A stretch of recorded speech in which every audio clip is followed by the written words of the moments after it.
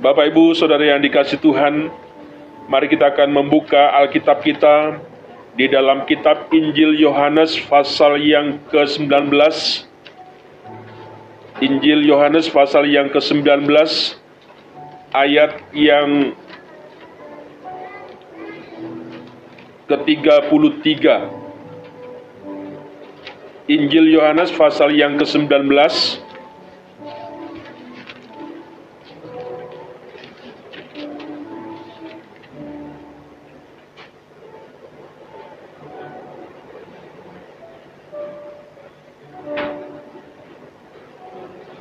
kita akan membaca ayat 28 sampai dengan ayat yang ke-30.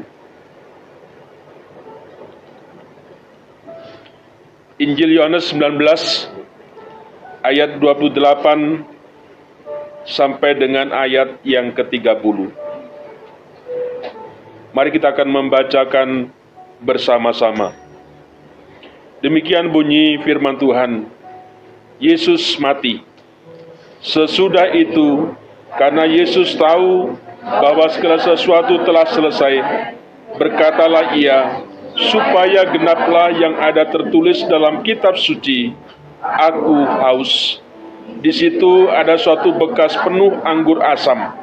Maka mereka mencucukkan buk yang telah dicelupkan dalam anggur asam pada sebatang hisop, lalu mengunjukkannya ke mulut Yesus.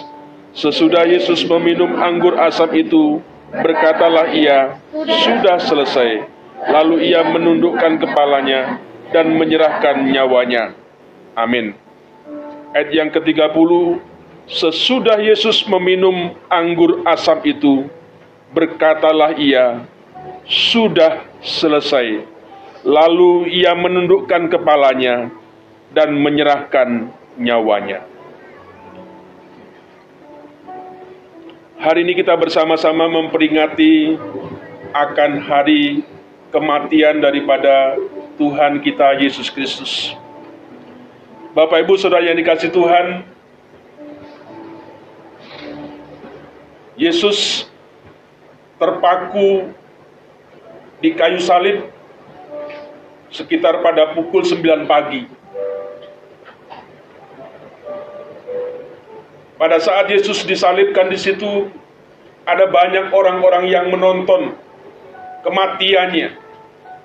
Dan ada banyak orang yang berseru kepada dia untuk membuktikan bahwa ia adalah anak Allah dengan turun di kayu salib itu.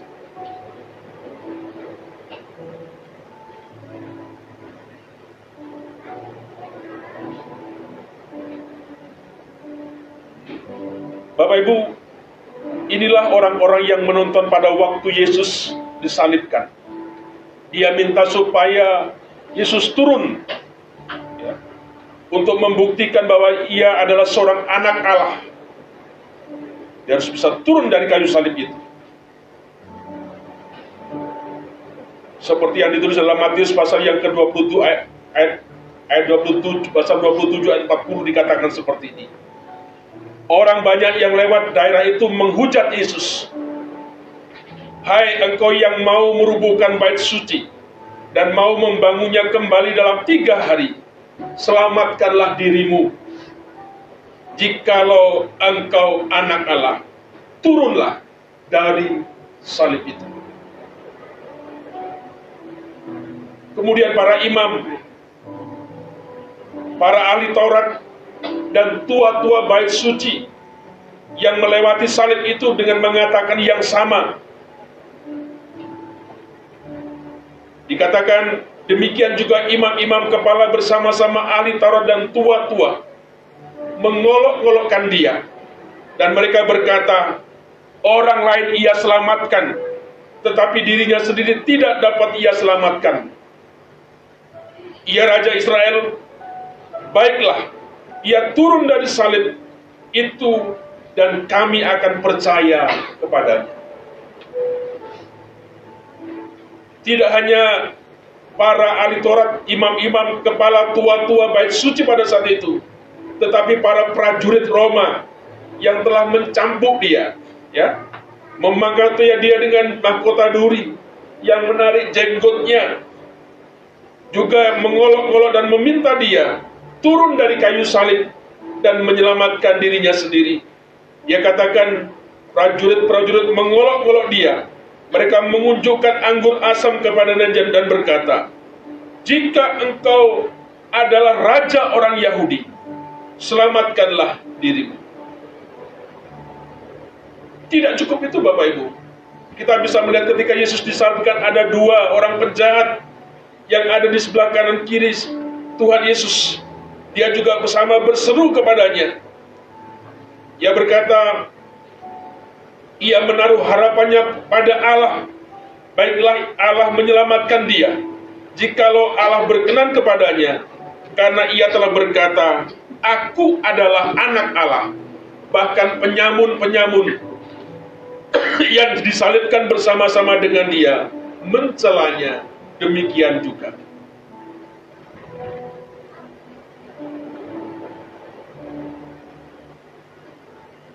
Penyamun berkata, "Bukankah engkau adalah Kristus? Selamatkanlah dirimu dan kami."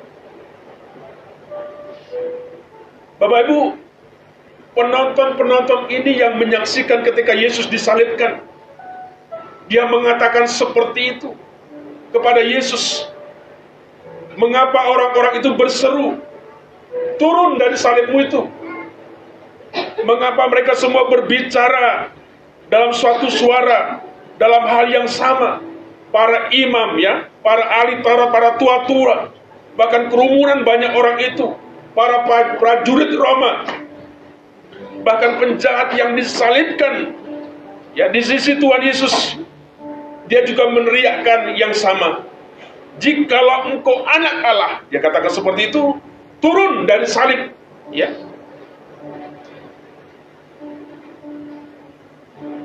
Mengapa ini terjadi?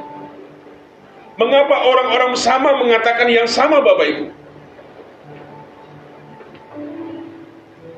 Dia meminta dengan jelas supaya Yesus bisa menyelamatkan dirinya sendiri dengan dia turun dari salib itu.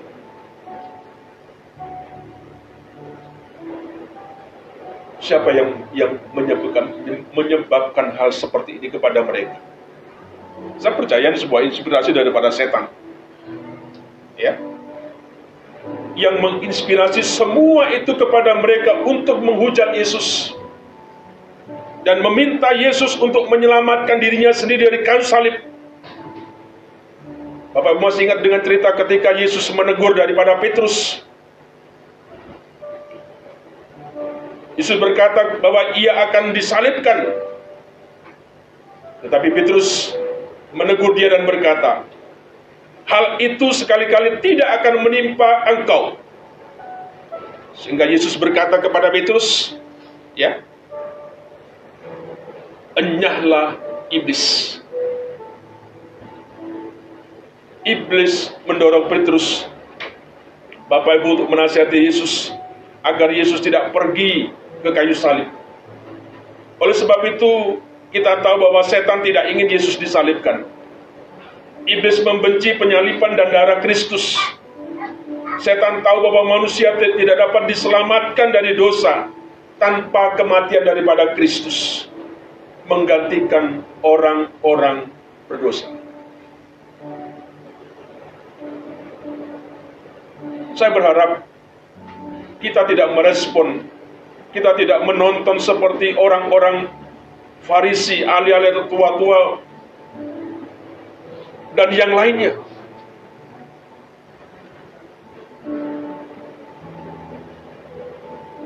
Bapak Ibu,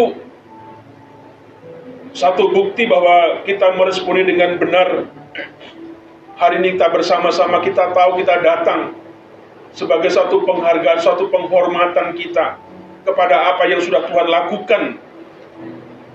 Saya percaya iblis tidak senang kita hadir, kita diingatkan oleh kebenaran daripada firman Tuhan hari ini. Tetapi puji syukur kepada Allah, ternyata Yesus tidak mau mendengarkan apa yang menjadi perkataan daripada mereka. Yesus dapat dengan mudah melakukan apa yang mereka katakan. Apakah Yesus tidak bisa turun dari salibnya untuk menolong dirinya? Bapak Ibu, saya pikir terlalu bisa. Ia dengan mudah dapat turun dari kayu salib. Tetapi kalau itu dilakukan, ya, maka tak seorang pun dapat diselamatkan dari hukuman dosa. Dan penghukuman kekal, yaitu ada di neraka. Sekarang kita sampai kepada pengorbanan Yesus di kayu salib. Ia telah menerima anggur asam dari para prajurit itu. Ia telah membuat sempurna penebusan dosa-dosa kita. Dan kemudian ia berseru di ayat yang 30. Sudah selesai. Ya. Kemudian ia menundukkan kepalanya dan mati. Bapak Ibu, dari segala akhir penderitaannya, dari segala kesulitannya, Yesus berkata, sudah selesai. Kemudian ia menundukkan kepalanya dan kemudian dia mati. Kalau kita melihat dalam kitab Injil Matius, Injil Markus, Injil Lukas, menjelaskan kepada kita bahwa Yesus berseru dengan suara nyaring sebelum ia mati. Ya. Ketika kitab Injil ini hanya mengatakan seperti itu, sebelum dia mati dia berkata-kata dengan nyaring, berseru dengan nyaring. Tetapi mereka tidak menjelaskan kepada kita apa yang ia katakan ketika ia berseru. Hanya Injil Yohanes yang menjelaskan kepada kita bahwa ia berkata, sudah selesai. Sudah selesai. Ya. Dalam bahasa Yunani dikatakan tetelestai. Ya. Tetelestai. Ya. Artinya dalam bahasa Indonesia, sudah selesai. Ya. Bapak Ibu sudah dikasih Tuhan, banyak hal yang sudah selesai ketika Yesus sudah mati. Saya mengajak kita merenungkan beberapa hal dengan perkataan sudah selesai di sini. Yang pertama, apa yang dimaksudkan dengan sudah selesai di sini? Yang pertama, yaitu penderitaan Yesus itu sudah selesai. Ya, penderitaan Yesus sudah selesai. Seperti yang kita tahu Bapak Ibu bahwa Yesus telah menderita sepanjang hidupnya. Ketika dia masih bayi, Herodes berusaha untuk membunuhnya. Yusuf harus membawa Maria dan bayi Yesus menyingkir ke Mesir, ya, untuk menyelamatkan dia dari pembunuhan sang raja Herodes. Sudah dari sejak kecil, dari bayi, ya, Yesus mengalami suatu penderitaan yang luar biasa seperti itu. Bahkan ia telah disalahpahami selama hidupnya. Bahkan ibu dan saudaranya berpikir bahwa ia hilang ingatan ketika Yesus berkhotbah pada pertama kalinya. Bahkan mengatakan bahwa apa yang disampaikan sampai ada orang-orang yang mau melempari dia. Tidak hanya cukup dilempari, Bapak Ibu, puncak dari semuanya itu, pingin Yesus itu dibuang, dilemparkan dari puncak tebing, ya, untuk membunuh dia. Bayinya sudah teraniaya, ya, sudah tidak nyaman. Ketika dia berkhotbah, masih banyak kita melihat dalam sejarah, dalam perjalanan kehidupan Yesus, sampai ada orang-orang yang tidak senang. Mereka tidak senang, ya, sehingga mengatakan ini seperti orang gila, ya, hilang ingatan seperti itu. Sehingga orang yang mendengar pada waktu itu mencoba bagaimana melempari dia, ya, dari puncak tebing dan membunuh dia. Bapak Ibu, Beberapa kali kita diberitahu bahwa Pak ahli Taurat dan orang-orang Farisi juga berusaha untuk membunuh dia. Ya. Berbagai upaya bagaimana untuk membunuh Yesus. Bahkan orang-orang Farisi mencoba untuk melempari dia dengan batu sampai mati. Tidak hanya cukup di situ Bapak Ibu, ketika kebanyakan dari pengikutnya berpaling dari dia, ia berkata kepada murid-muridnya, ketika ada dalam masa sesuatu yang sangat sukar dalam kehidupan Yesus, banyak murid-muridnya yang meninggalkan dia. Ya. Sehingga dia berkata kepada beberapa orang murid, apakah kamu tidak pergi juga? Dia bertanya seperti itu. Sudah banyak orang yang pergi, yang meninggalkan aku. Apakah kamu tidak pergi juga seperti itu? Kita tahu ketika dia hidup dalam dunia ini Bapak Ibu, dia menghidupi kehidupannya di bumi dengan kemiskinan dan sebuah hinaan. Bahkan walaupun ia telah melakukan banyak mukjizat, ya, banyak menyembuhkan banyak orang sakit, masih banyak orang yang berkata mereka adalah seorang yang kerasukan setan.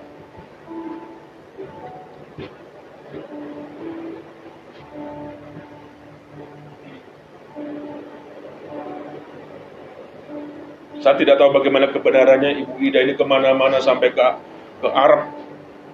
Tetapi ada orang juga berkata, yang mengatakan, ya, katanya apa yang dilakukan oleh Ibu Ida ini adalah tidak benar. Ya. Ada masih orang-orang yang seperti itu. Ya. Tidak mensyukuri apa yang dikerjakan, yang katanya secara medis macam-macam seperti itu. Ya. Sama dengan Yesus. Ketika Yesus melakukan banyak hal di tengah-tengah kehidupannya pada waktu itu, mukjizat, ya, menyembuhkan banyak orang sakit. Ada pada waktu orang-orang yang mengatakan ia kerasukan setan. Tidak hanya berhenti di situ Bapak Ibu, penderitaan yang dialami oleh Yesus ketika di Taman Getsemani, ya, malam sebelum ia disalibkan, murid-muridnya tertidur dan membiarkan dia sendirian. Ketika Yesus sudah tahu waktunya dia bergumul dia di Getsemani Bapak Ibu, dia minta untuk ditemani oleh beberapa orang di situ. Ternyata apa? Murid-muridnya tertidur dan membiarkan Yesus dalam pergumulannya sendiri. Lukas 22 ayat 44 menuliskan seperti ini. Di sana di Getsemani, ketika Yesus berdoa, dikatakan peluhnya menjadi seperti titik-titik darah yang bertetesan ke tanah. Ya. Ketika dia sedang berdoa di Taman Getsemani, Alkitab menuliskan peluhnya menjadi seperti titik-titik darah yang bertetesan ke tanah.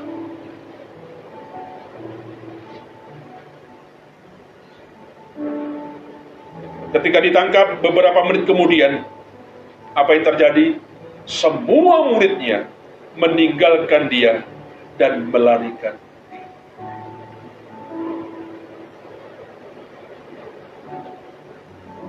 Tidak berhenti di situ Bapak Ibu. Penderitaan yang dialami Yesus. Para prajurit menyeret Yesus di hadapan gubernur Roma kepada Pontius Pilatus. Pilatus menyerahkan dirinya untuk dicambuk sampai mati.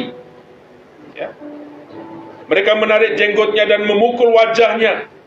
Mereka memahkotai dia dengan mahkota duri, ya, sehingga kepalanya mengalirkan darah. Apa yang dituliskan dalam kitab Yesaya Bapak Ibu 50 ayat yang ke-6. Aku memberi punggungku kepada orang-orang yang memukul aku. Aku memberi punggungku, ya, kepada orang-orang yang memukul aku, dan pipiku kepada orang-orang yang mencabut jenggotku. Aku tidak menyembunyikan mukaku ketika aku dinodai, ketika aku diludahi.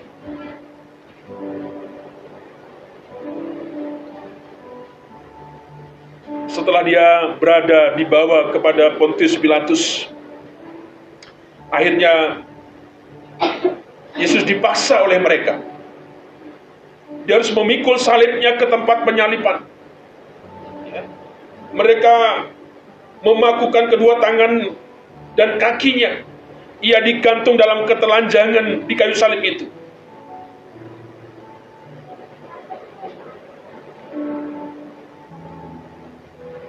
Kalau kita membaca kitab Ratapan pasal yang pertama ayat yang kedua, Bapak Ibu, di sana menggambarkan sebuah kesengsaraan dan penderitaan yang Yesus alami. Ratapan 1 ayat 12.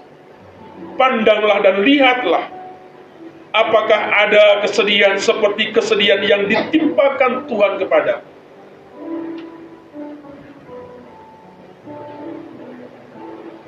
Sebuah gambaran daripada apa yang dialami oleh Tuhan Yesus.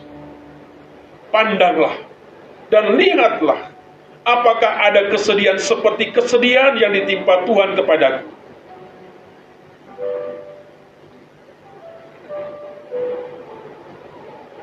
Ketika Yesus berkata, sudah selesai, itu berarti bahwa hidupnya yang penuh penderitaan di bumi ini sudah selesai. Apa yang dialami Yesus dari bayi sampai menuju Golgota, kesukaran, penderitaan, aniaya, hina, dan sebagainya, sampai berujung kepada penyaliban.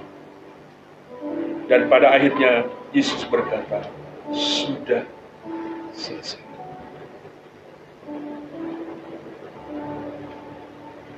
Itu berarti bahwa penderitaan yang ia telah alami dalam hidup tidak ramah di antara orang-orang yang penuh dosa. Sudah selesai. Tidak heran ia merasa gembira ketika ia pergi ke kayu salib. Kalau Yesus sudah selesai dalam segala penderitaannya ketika ada di dunia, Bapak, Ibu, dan saya tidak boleh berkata, sudah selesai. Belum selesai. Ya. Penderitaanmu apapun yang engkau akan hadapi ketika engkau menjadi pengikut Kristus, belum selesai. Ya. Apakah masih panjang? Kita tidak tahu. Tetapi saya mau berkata, jangan sampai sudah ada yang berkata, sudah selesai. Amin. Nanti kalau sudah selesai, saya siapkan di sumur kondang, Bapak.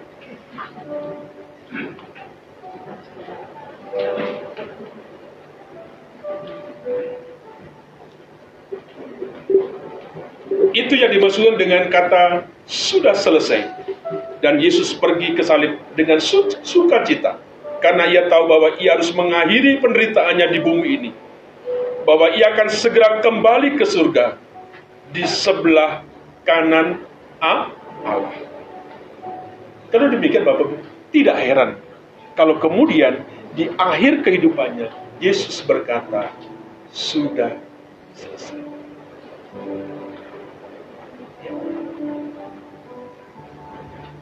Yang kedua, apa maksudnya selesai di sini, Bapak Ibu? Yang kedua, murka Allah terhadap dosa kita ini sudah selesai. Ya. Penderitaanmu belum selesai. Penderitaan Yesus sudah selesai. Ya. Murka Allah terhadap dosa kita sudah selesai. Ya. Ingat, Bapak Ibu, apa yang dikatakan Yesus ketika dia mengakhiri akan kehidupannya dikatakan sudah selesai. Artinya apa? Murka Allah terhadap dosa kita itu sudah selesai.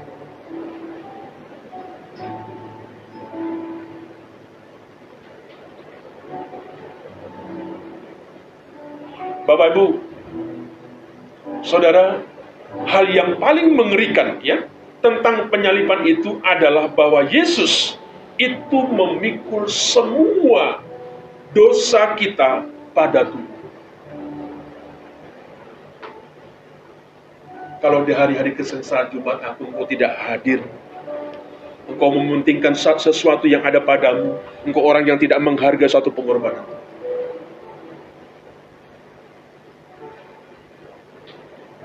Ya. Ini yang dilakukan Tuhan kepada kita. Segala kesibukan apa saja, jangan lupa tentang sesuatu yang sangat-sangat berharga dalam kehidupan setiap kita. Yesus memikul semua dosa kita pada tubuhnya. Ia yang tidak mengenal dosa, ya, dikatakan dalam 2 Korintus 5:21, ia yang tidak mengenal dosa dibuat dosa karena kita. Dia tidak kenal dosa, dia tidak mengenal dosa. Tetapi karena saya dan saudara, ya, dibuat dosa.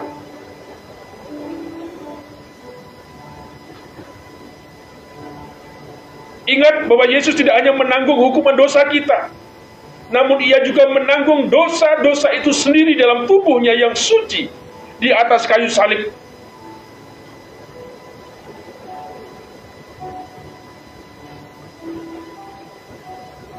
Satu Petrus pasal 2:24 dikatakan seperti itu. 1 Petrus 2:24. Ia sendiri telah memikul dosa kita di dalam tubuhnya di kayu salib.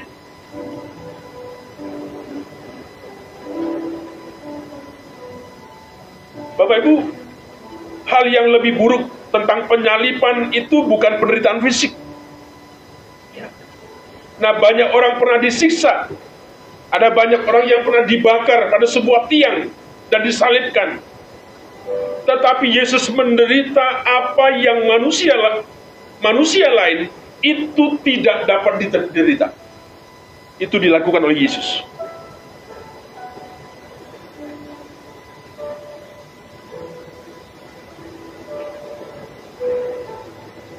Tidak hanya itu saja Bapak Ibu, Yesus juga telah menanggung murka Allah di kayu salib. Ya. Tidak hanya menanggung dosa kita, tetapi murka Allah juga ditanggung di kayu salib.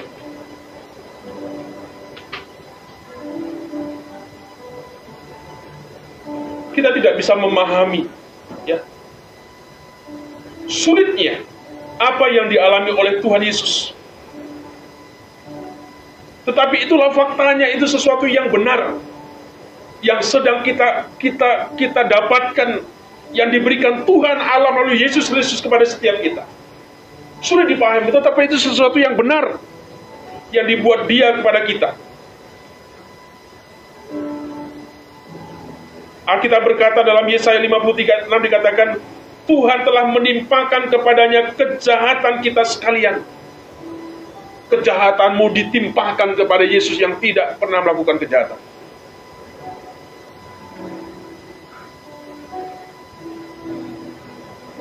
Kalau kau tidak baik sama Tuhan, kira-kira tidak berbakti keterlaluan, kira-kira begitu ya. Tuhan telah menimpakan kepadanya kejahatan kita sekalian.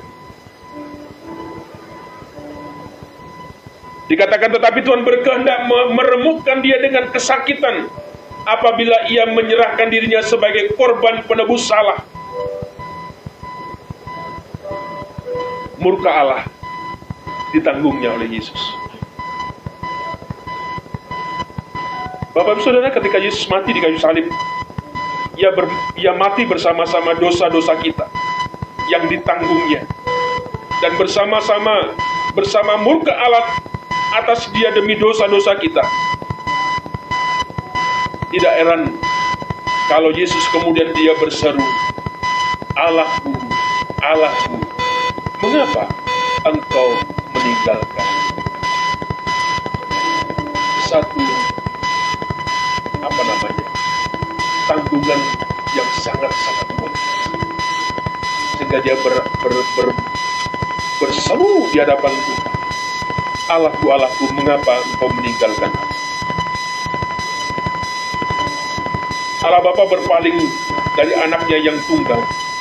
Ketika Yesus menyerahkan dirinya sebagai penebus dosa di kayu salib, murka Allah terhadap dosa-dosa kita diredakan ketika Yesus berkata, sudah.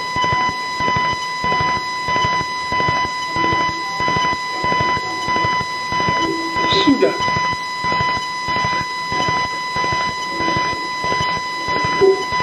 Bapak Ibu yang kasih Tuhan, ketika Bapak Ibu percaya sama Tuhan Yesus, tidak ada murka lagi. Tidak ada penghukuman dari Allah yang dijatuhkan kepada kita. Ingat itu baik-baik. Ya. Ketika saudara percaya kepada Yesus, tidak ada murka atau penghukuman dari Allah yang akan dijatuhkan kepada saudara. Mengapa? Karena penghukuman itu, ya, penghukuman yang dari Allah atas dosa itu telah dijatuhkan, ya, atas Yesus ketika ia mati di kayu salib. Sebaliknya, kalau saudara menolak Yesus, saudara harus membayar dosa Anda di neraka.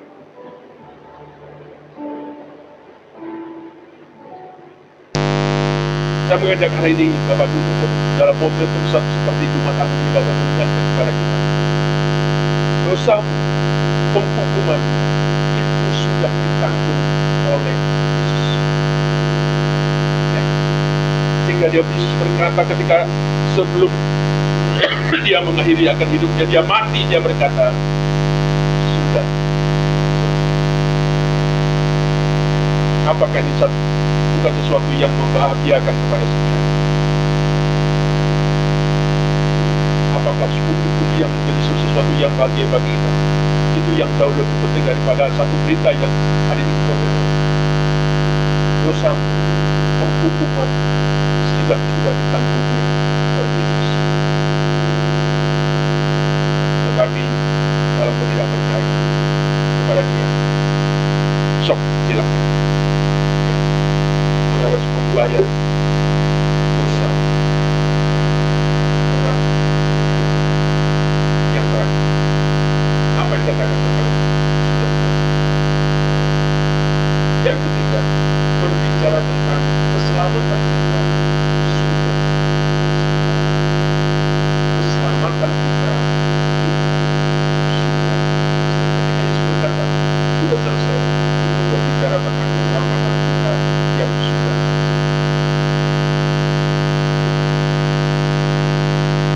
Ada sebuah kisah Bapak dan Saudara.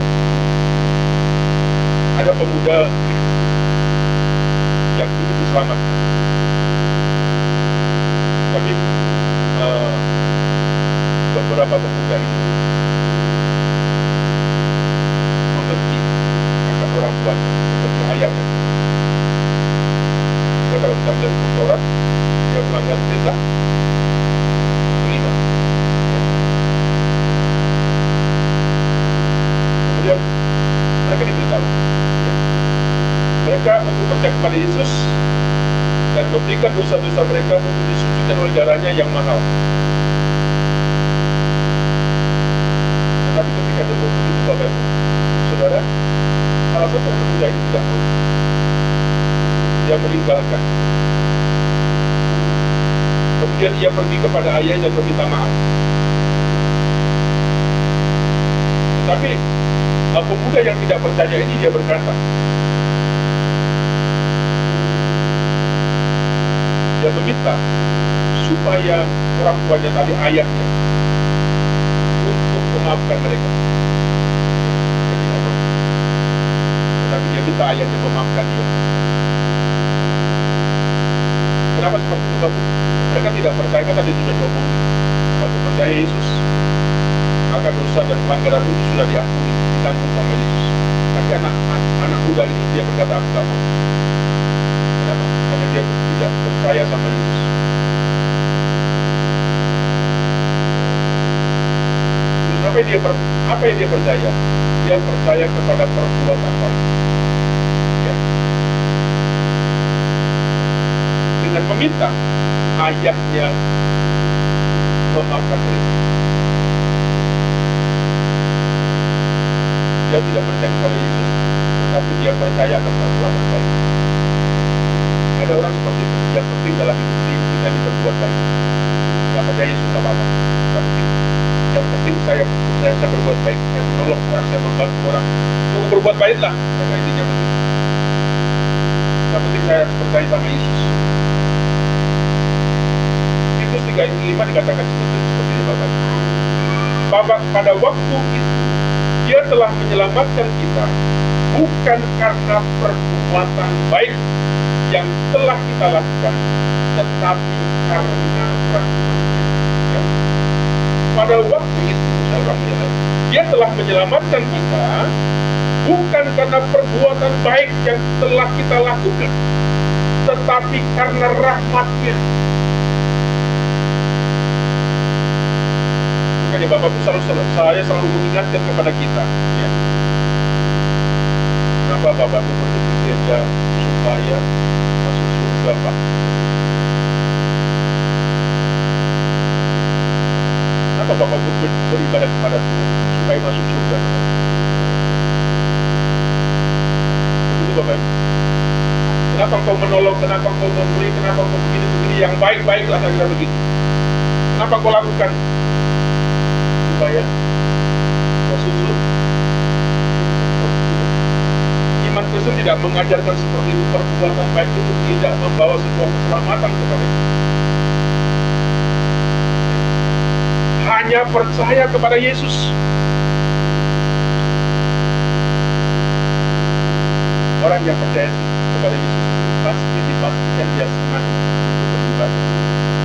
Dia senang melakukan hal-hal yang baik. Kenapa? Itu menjadi sebuah karakter. Itu menjadi sebuah ciri daripada bapaknya seperti itu. Sehingga kita anak-anaknya itu seperti bapaknya.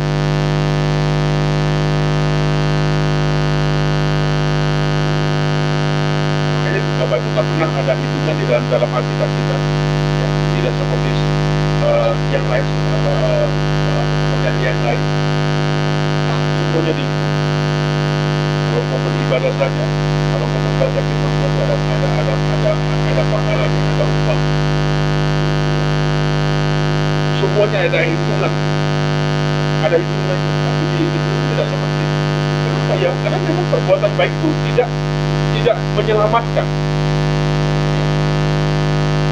Bukan iman plus perbuatan, hanya iman saja kita, hanya percaya saja kepada Yesus. Tapi kalau ada orang yang percaya Yesus pelit, ya, tidak mau mendengarkan akan apa yang diberikan Tuhan, itu dipertanyakan. Bapak Bu ya, bukan karena perbuatan baik yang telah kita lakukan, tetapi karena rahmat. Oh, Bapak Ibu kerja di pabrik, ya. Itu bukan rahmat, itu upahmu.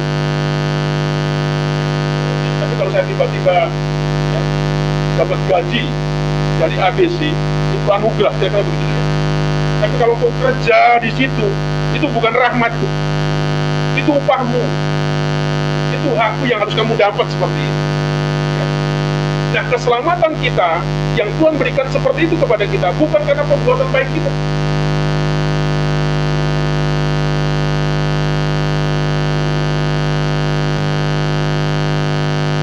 Tidak ada orang yang baik.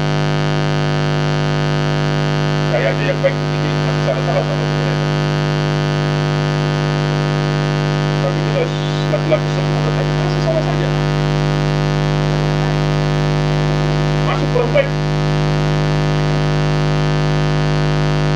Bapak Ibu, tidak ada ya. Dan sekali lagi Bapak Ibu, jangan salah.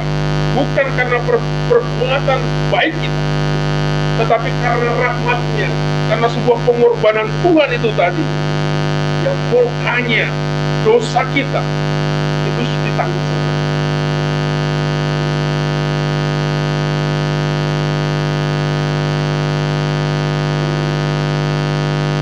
Ingat Bapak-Ibu, kita tidak diselamatkan karena melakukan sesuatu. Bukan karena sesuatu yang kita lakukan kita diselamatkan. Bahkan walaupun apa yang kita lakukan adalah baik, Kita hanya diselamatkan oleh rahmat Kristus saja. Kenapa?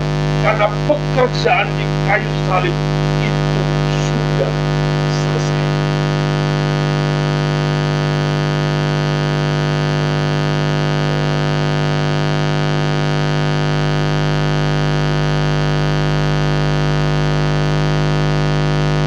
Ingat dengan cerita kepala penjara Bapak Ibu, kepala penjara Filipi dalam Kisah Rasul pasal 16:30, dalam KPR 16:30,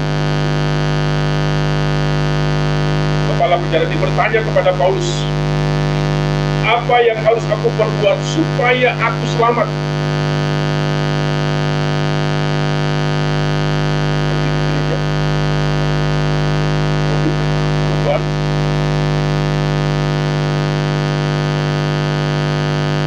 Kita ngasih ini, ngasih itu. Dia bertanya seperti itu. Apa yang harus aku berbuat supaya aku selamat? Rasul Paulus berkata kepadanya, percayalah kepada Tuhan Yesus Kristus dan engkau akan selamat. Percayalah kepada Tuhan Yesus, engkau akan selamat. Dia bilang yang lain-lain, tapi nanti Bapak jangan salah paham. Yang nggak ada bagian firman Tuhan yang mengingatkan, ya, iman tanpa perbuatan adalah mati. Karena ada banyak orang yang berkata bahwa tidak penting yang lain-lain seperti itu. Ada yang mengatakan, yang memutarbalikkan tentang iman, tentang percaya kepada Allah. Jelas ya Bapak Ibu ya, percayalah kepada Tuhan Yesus Kristus dan engkau akan selamat.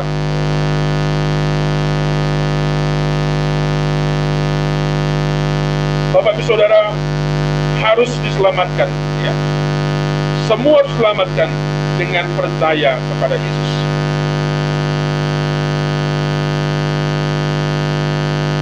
Ingat Bapak, Yesus sudah melakukan segalanya di atas kayu salib. Sudah melakukannya semuanya di kayu salib sebagai puncak dari semuanya. Sehingga dia berkata,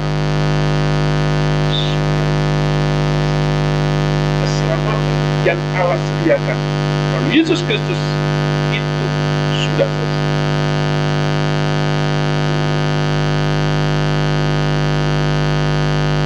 Artinya apa? Bahwa segala sesuatu yang saudara butuhkan itu sudah selesai. Sekarang tidak ada yang Anda butuhkan lagi selain percaya sama Yesus. Tidak ada yang lain. Hanya satu, percaya sama Yesus. Pada saat saudara percaya sama Yesus, saudara akan diselamatkan oleh Dia. Seketika itu juga untuk selama-lamanya dan untuk selama-lamanya.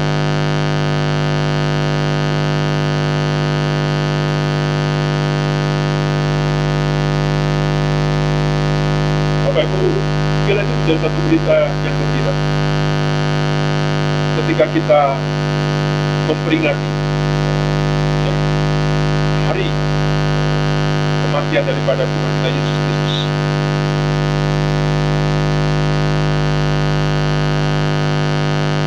Jadi Bapak Ibu, apa yang saudara butuhkan untuk diselamatkan itu sudah diselesaikan oleh Yesus di kayu salib. Datanglah pada Dia, percayalah pada Dia, dan saudara akan diselamatkan pada hari itu. Mari kita tunggu kepala, kita akan